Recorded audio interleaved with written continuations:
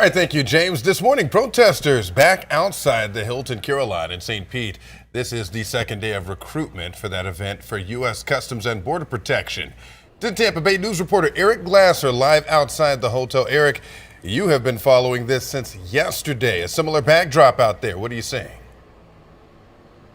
Yeah, Frank. Well, day two is actually a little bit quieter and a smaller crowd than what we saw yesterday. Quieter, perhaps, because police came out here last night and told the protesters who were here that they had to put away those megaphones and turn down those amplifiers.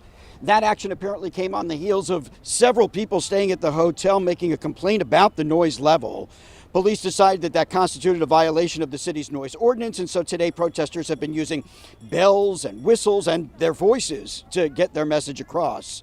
There was also an incident out here a couple of hours ago where a driver who apparently didn't like what he was seeing with these protests revved his engines and then caused that car to fishtail, nearly striking some of the protesters who had gathered along the edge of the street here.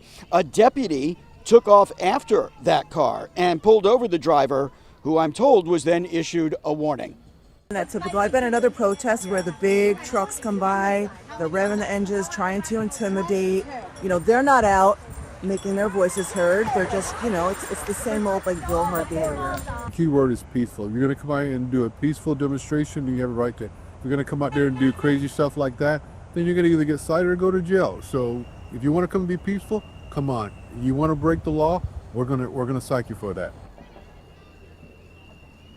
Well, so far the protests have remained peaceful, but with no injuries. We did, however, see 2 people being taken into custody this morning.